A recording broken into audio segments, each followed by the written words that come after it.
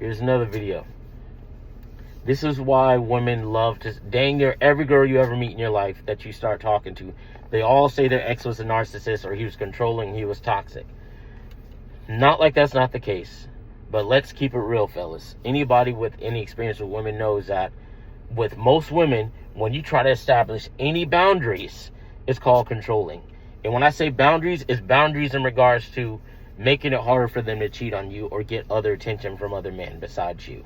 Because they have no problem with you saying, hey, follow right behind me as we walk through this club because, I don't want anyone to run over you. Or, hey, I'll stay on the phone with you when you're walking from your job to your car in the parking lot. That has nothing to do with other dudes. But as soon as it comes down to, hey, that blouse is showing too much, or that skirt is too short, or those pants are too tight, or, hey, why are you posting those thirst traps on Instagram? All of a sudden you're controlling.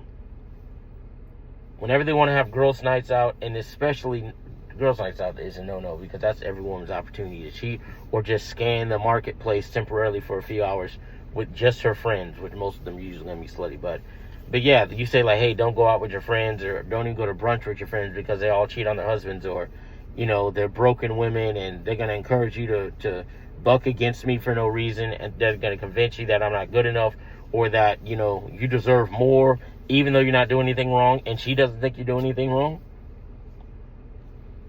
That's why they say it. So you got to take it with a grain of salt whenever any woman tells you, oh, my ex was a narcissist.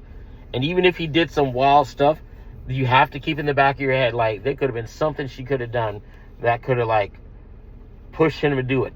Not like he doesn't have personal responsibility, but women, you have this power of persuasion, especially with a guy who's emotionally attached to you, which I always advise men not to do, because it puts you in it changes your character.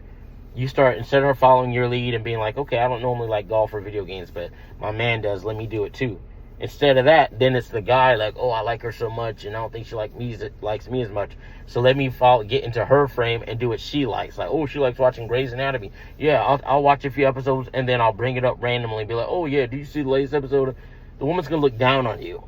But then again, you're going to be a perfect sucker for her to be in a relationship with, because she knows, okay, if he's following my lead, then that means if I say, hey, don't be insecure, I know I'm talking to these other guys as friends, but don't worry about that. I'm with you, aren't I?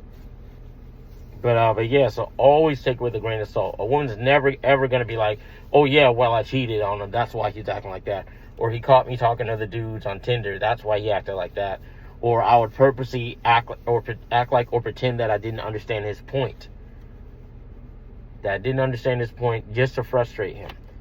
And I'm going to do another video on that. As a matter of fact, I'll just probably roll it all into one. A lot of times when women try to like, if you're making an excellent point, now this just doesn't just apply to women, but mostly women. There's some dudes that are like that too, unfortunately. But if you're ever trying to explain something to somebody, or a good point, especially a woman, and they don't like what you're saying, and they know it's true, and it doesn't make them feel good, and they don't have any good logical rebuttal response back to what you just said, they start saying, who hurt you? You must hate women, misogynist, the patriarchy, and, they start throwing shaming tactics at you to throw you off your balance. Because imagine you going straight forward like, this is my point, I'm almost headed to my point all the way. Then they throw you off by like, you must, who hurt you? You must have done something wrong, and, you must hate your mom. Then all of a sudden it throws you off the path, and then you start arguing with them emotionally like a female. And they're like, yes, he forgot about his point. Gotcha. Don't fall for it, fellas. Always stick to your frame.